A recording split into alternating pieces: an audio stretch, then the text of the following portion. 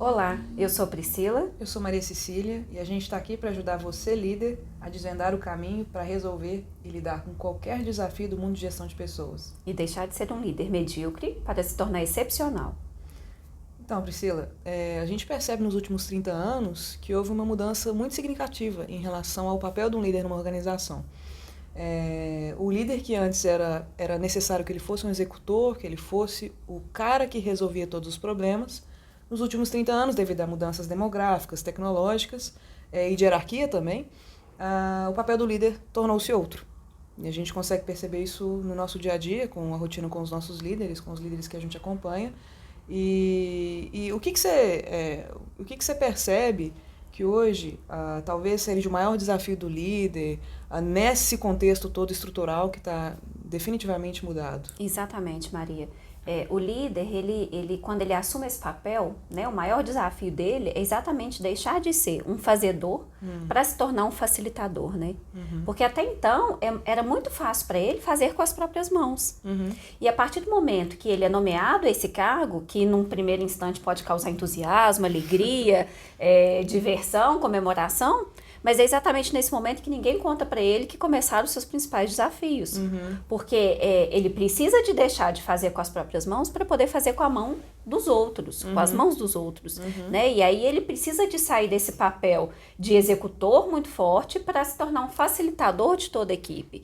E aí é que começam os principais desafios dele. Imagina se quando você assumisse um cargo de liderança, parabéns, seus problemas começaram. Porque, na verdade, é isso que acontece. Exato. Né? Então, o que a gente observa também, pegando esse gancho que você trouxe, é que, na verdade, a liderança hoje tornou-se o maior recurso, o recurso mais importante de uma empresa. Porque ela tem tanto o poder de melhorar significativamente a qualidade de vida dos colaboradores, ou, pelo contrário, destruir a qualidade de vida dos colaboradores. Então, um estudo recente que foi feito pelo Instituto da Marshall Goldsmith, a gente percebe que ao longo de 25 anos, 30 anos de carreira, né, uma pessoa vai ter no máximo 2 gestores que são, de fato, que vão colaborar positivamente para a vida dele.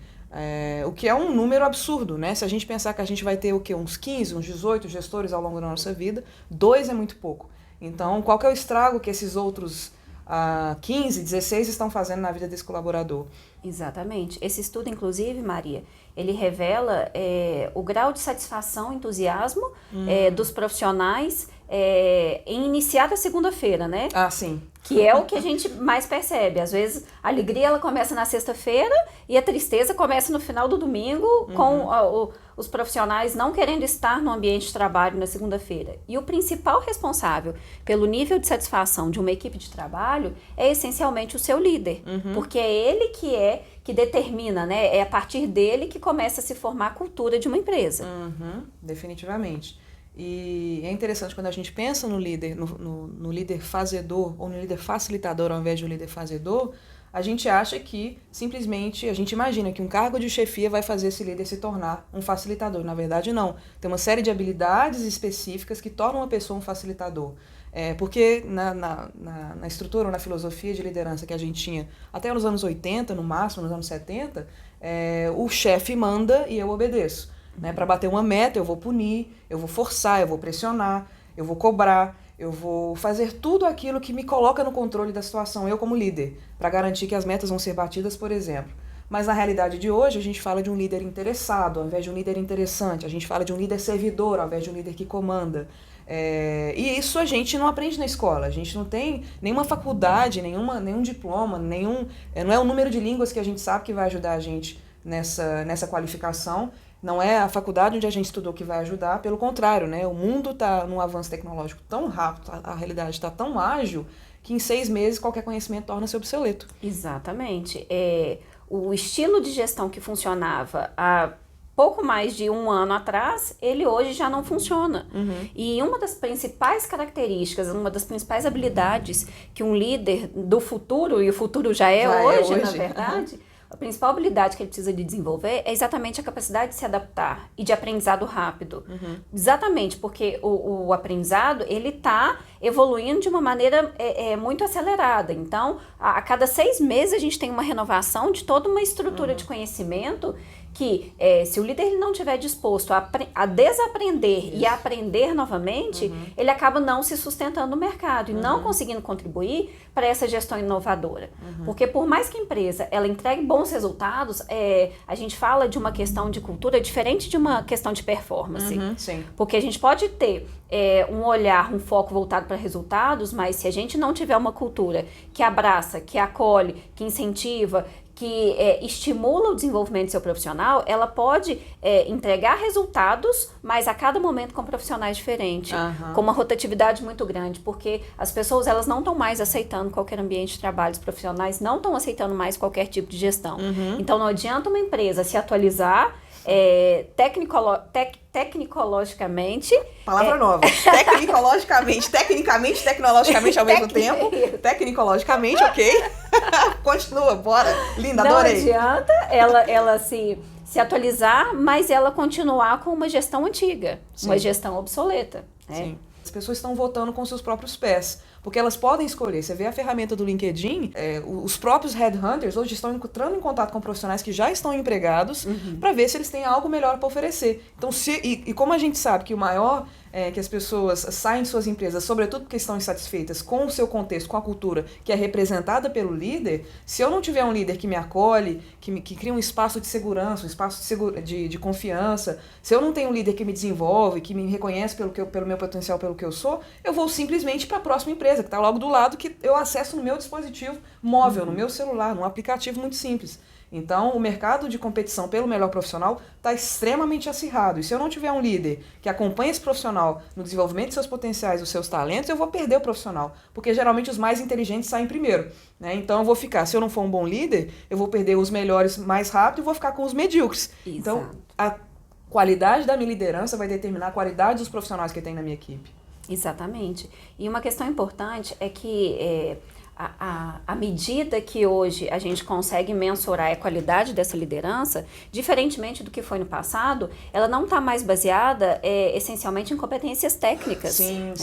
Hoje, as principais competências e habilidades requeridas, elas estão no campo do comportamento. Sim. São habilidades emocionais, acima de tudo, e que levam um líder não a entender de todo o processo, mas conseguir conduzir, engajar e inspirar toda uma equipe para execução final da atividade, do objetivo e do propósito de uma empresa. Porque é isso que é importante. Cada um tem seu propósito de vida, os seus propósitos profissionais individuais, mas o papel de um líder, ele está acima de tudo em conseguir transmitir e comunicar com a sua equipe um propósito maior que é o propósito da empresa. Sim. E isso ele não vai conseguir sabendo fazer os cálculos, entendendo somente dos processos. Ele precisa de entender de gente. Todo líder, ele pode ser um líder de processos, mas antes disso ele é um líder de pessoas. Sim. E ele precisa de entender, acima de tudo, de pessoas. E é esse o grande significado de um líder facilitador, não de um líder fazedor. Porque ao invés dele ter que fazer com suas próprias mãos, ele tem que fazer com as mãos dos outros. Como? Não posso forçar, não posso pressionar, não posso cobrar, não posso mandar. E aí? Como é que eu faço para ser essa pessoa inspiradora que vai, com os meus comportamentos, através dos meus comportamentos, fazer com que as pessoas façam? Porque se eu não for o grande exemplo, se eu não for a grande inspiração, as pessoas não vão estar motivadas a fazer com as mãos delas. E vão, inclusive, reclamar que eu não estou fazendo com a minha. Olha o absurdo. Então, tá aí o grande pulo do gato. Eu primeiro saber qual que é o meu papel e em seguida dizer que papel é esse dessas outras pessoas que estão na minha equipe e em terceiro lugar, fazer com que elas façam. E daí, se eu tiver comportamentos que são louváveis, comportamentos que são inspiradores, fica muito mais fácil de levar as pessoas para um direcionamento estratégico, para um norte muito maior do que as tarefas, o trabalhinho ali do dia a dia. Exatamente. E isso volta muito para a questão da liderança inclusiva. Sim. Porque as pessoas hoje, elas estão cada vez mais antenadas, elas estão com uma informação totalmente disponível e aberta para que elas consigam aprofundar no ambiente profissional, no conhecimento que elas têm. E qual que é o propósito maior? É você fazer parte da construção do propósito da empresa. Os profissionais, eles querem mais do que simplesmente um reconhecimento financeiro. Sim. Eles querem se sentir parte daquela construção maior. E quando elas não se sentem incluídas nesse cenário, nessa estratégia, é onde, principalmente, aqueles profissionais mais inteligentes, eles acabam buscando outros caminhos mais rápido. E o líder, ele precisa de pensar nisso, em exercer uma liderança inclusiva, né? De trazer, de construir o consenso, de permitir, inclusive, esse processo de cocriação, em que não é mais uma gestão autoritária, mas uma gestão participativa, onde quem põe a mão na massa, efetivamente, é aquele que vai conseguir expor suas ideias, vai conseguir contribuir no momento certo. Só que precisa ser encontrada uma justa medida, né? Que eu acho que é isso que a gente vê tanto na nossa caminhada, na nossa jornada, dos clientes, dos líderes que nós já tivemos a oportunidade de trabalhar. E o relato é sempre o mesmo, assim, qual que é a sua maior dificuldade, qual o maior desafio que você já enfrentou, e todos eles estão voltados muito na questão do engajamento da própria equipe. Como que eu faço para engajar e motivar a minha equipe a caminhar e percorrer e buscar fortemente esse resultado junto da empresa como um todo, né? E uma ferramenta que a gente explora sempre em todos os nossos projetos, eu poderia dizer, eu quero saber se você concorda com isso, é a comunicação, né? Então, a gente falou de comportamento, a gente falou que habilidades seriam essas, portanto, que vai auxiliar o líder na gestão de pessoas e a torná-lo um líder inclusivo. E quando a gente pensa em comunicação, a primeira coisa que vem na cabeça é falar, né? Falar direito, falar bonito, oratória, aquele líder que inspira pela pose, pela modulação da voz. E, na verdade, no dia a dia, a conversa acontece desse jeito aqui. Não é um líder no palco apresentando os números do ano. Não é assim que a gente engaja uma equipe. Realmente é no dia a dia. Nós, como líderes, né, e os líderes em geral, estão o tempo que eles estão na empresa é o tempo que eles precisam ser líderes. E cada minutinho conta, cada segundo, cada interação. A gente é líder, a gente fala que liderança não é uma posição, é um movimento. Porque a gente está se tornando líder o tempo todo. A gente nunca vira líder de fato, né? Porque é um movimento de aprendizagem. Então, quando a gente fala de comunicação, na verdade, a gente não precisa aprender a falar necessariamente. A gente precisa aprender a ouvir e, em seguida, escutar num nível de profundidade para a gente conseguir enxergar a nossa equipe e aí sim responder às necessidades dela. Exatamente.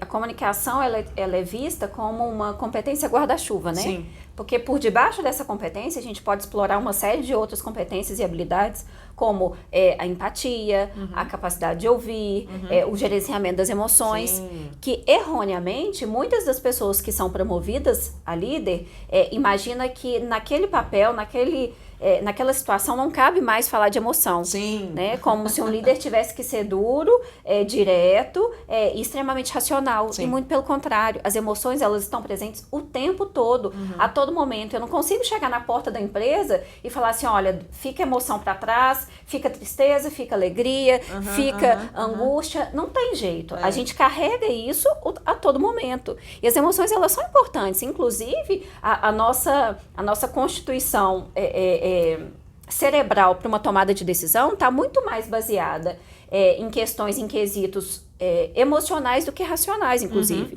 E um bom líder, ele precisa de incluir a emoção na sua gestão. Ele precisa entender, reconhecer principalmente a emoção na sua equipe, nos seus liderados, nos seus pares, né? Sim, sim. E conseguir trabalhar essa competência da comunicação de uma maneira a torná-la sua aliada. Sim, sim. Agora, você falou uma coisa, se você me permite quase te corrigir, que eu também cometo esse erro, se a gente pode chamar de erro. Você falou que o líder precisa incluir as emoções. As emoções estão incluídas de qualquer jeito, a gente precisa lidar com a emoção que já está incluída, a gente queira ou não. Então a gente tem escolha entre tomar consciência das emoções e usá-las a nosso favor, capitalizá-las positivamente, ou a gente tem a escolha de iludir-nos que a gente tem a escolha de não incluir as emoções, na verdade. Até o nosso vocabulário fala isso. Eu falo essa frase com muita frequência. Então, na verdade, primeiro, a gente não tem essa escolha, né? Em segundo lugar, quando a gente fala de uma equipe engajada, uma equipe motivada, a gente está falando de uma equipe emocionalmente engajada, emocionalmente inspirada. Então, a própria alegria, o próprio engajamento é uma emoção. Só que é uma emoção positiva. Então, a gente quer o quê? É muito simples, né? A gente quer um profissional engajado, motivado, ou seja, vamos pegar o bom da emoção e quando tem mimimi, quando tem raiva, quando tem frustração, decepção, deixa do lado de fora. É impossível. Como seres humanos, ou a gente Nós somos seres emocionais, a gente brinca que nós somos seres emocionais que pensam, e não seres racionais que sentem, porque de fato todo o nosso motor é emocional. Então o líder esperto, consciente, inteligente, o líder do século XXI, o líder ágil, ele aprende a lidar com a sua própria emoção em primeiro lugar e em segundo lugar com as emoções da sua equipe, para engajá-la positivamente, claro. Exatamente. E isso tudo requer uma dose muito forte de coragem. Sim. Do líder, de conseguir lidar exatamente, primeiro com as próprias emoções e depois reconhecer e lidar com as emoções do outro, porque de fato a nossa tendência, a tendência do ser humano é se projetar no outro. E aí a gente quer enxergar no outro exatamente aquilo que eu entregaria se eu estivesse no lugar dele. Sim. E isso não é ser empático de maneira alguma, Sim. muito pelo contrário, né? E para que o líder consiga, inclusive, exercer essa liderança inclusiva, ele precisa, em muitos momentos, desapegar dele mesmo. Né? Deixar para trás o que ele construiu enquanto pessoa, enquanto profissional, para poder enxergar de forma genuína, sincera e acolhedora aquilo que vem do outro, aquilo que vem da equipe. E um ponto importante a gente pensar também é que a gente fala de líder com sua equipe, mas o líder, ele é interdependente, ele tem... não só ele exerce a liderança dele, não só quando ele está diante da sua equipe, mas quando ele está diante dos seus pares, Sim. quando ele está diante dos seus clientes, quando ele está diante do seu líder, né, em muitos contextos, e ele precisa ser o grande promovedor, o grande multiplicador dessa cultura.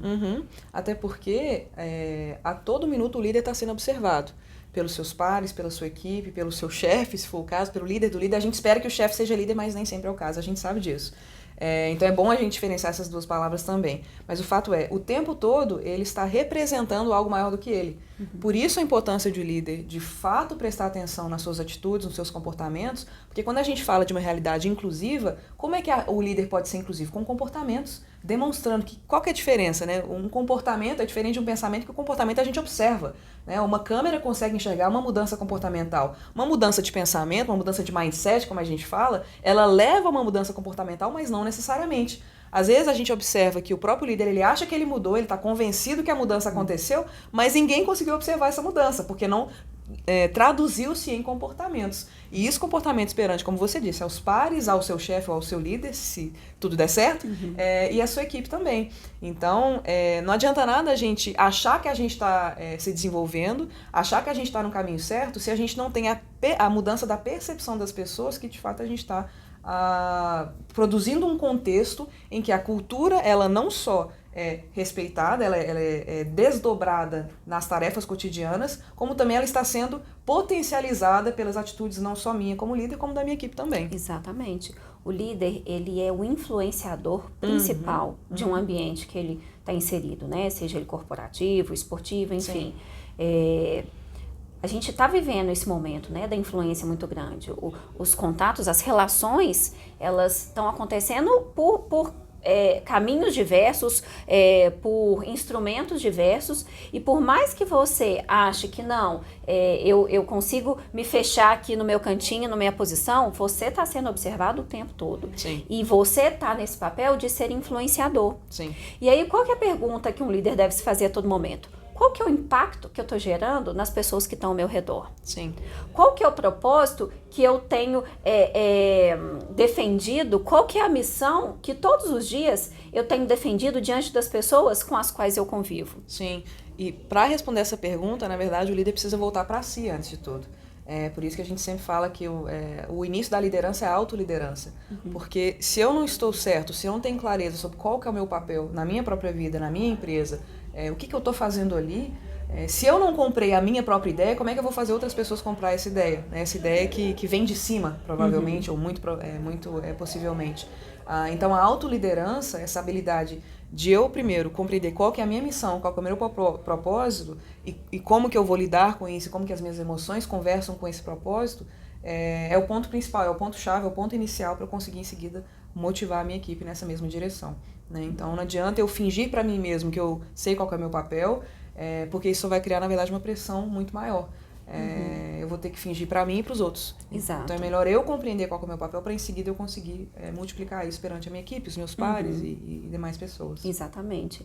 E é importante essa consciência, essa liderança de si mesmo num primeiro momento, esse estudo de si mesmo, porque em muitos momentos a gente pode cair numa ilusão de achar que sobre os meus paradigmas, sobre os meus parâmetros, sobre os meus critérios, a minha liderança é ideal. Só que quem vai me dizer se eu sou um bom líder não sou eu, mas aquelas pessoas que estão ao meu redor e estão sendo influenciadas, impactadas pela minha liderança. Sim. Né? Sim. Quem diz se o produto da sua empresa é bom, não é você, é o seu cliente. Automaticamente, quem diz se a sua liderança está adequada ou não, também não vai ser você. Vão ser os seus líderes, a sua equipe, o seu time, enfim, todas as pessoas que compõem esse cenário da sua atuação. E é importante a gente ter essa consciência e olhar para dentro de si, entendendo que eu tenho, que eu posso contribuir, onde que vai ser o meu diferencial, como que eu vou deixar minha marca nesse ambiente, mas também conseguindo entender sobre o paradigma das outras pessoas, como que eu posso fazer, que tipo de mudanças eu preciso estar fazendo continuamente, como a gente falou logo no início, né? Dessa mudança que a gente está envolvido o tempo todo, como que eu posso fazer para me adaptar cada vez mais para que eu consiga atender esse universo, esse mundo.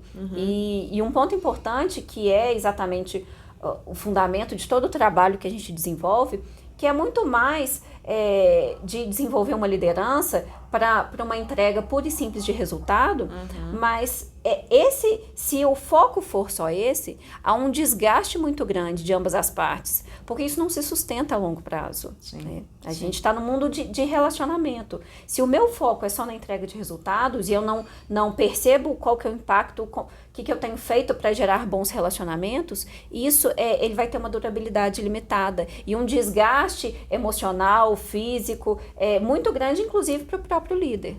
Então, o objetivo é exatamente contornar essa situação para que a gente consiga desenvolver uma liderança que seja uma liderança facilitadora.